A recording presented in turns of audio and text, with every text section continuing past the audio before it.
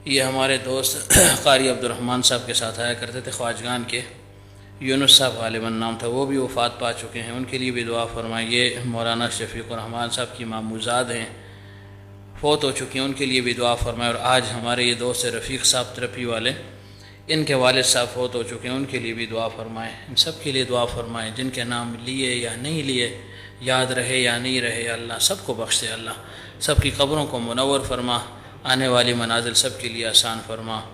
برزخی جتنی خوشیاں بند ہیں مومن کے لیے تو نے رکھی ہیں، اللہ بتمام ہاں ان کو نصیب فرما دے، اللہ قبر کو یا اللہ جنت کے باغیچوں میں سے ایک باغیچہ بنا دے، تاحت دینے کا اللہ قبر کو ان کے لیے وسیع فرما دے، اللہ یونس صاحب خصوصاً یا اللہ وہ سلسلے میں داخل تھے، اللہ سلسلے کی برکات ان کے لیے ظاہر فرما دے۔ حاجی صاحب رحمۃ اللہ علیہ کی پیشن کو یا اللہ ان کے حق میں اللہ سچ ثابت فرما دے، اپنے اقارب کی، رشتہ داروں کی، اللہ اپنے والدین کی، اپنے مشائخ کے ساتھ یا اللہ ان کی ملاقاتیں نصیب فرما، پیغمبر صلی اللہ علیہ وسلم کی معیت یا اللہ ان کو نصیب فرما دے۔ جتنے بھی پسماندگان ہیں، لواحقین ہیں، اللہ سب کو صبر جمیل اور صبر تام نصیب فرما دے۔ ہمیں بھی یا اللہ ایک سخت سفر کی تیاری کی توفیق عطا فرما دے۔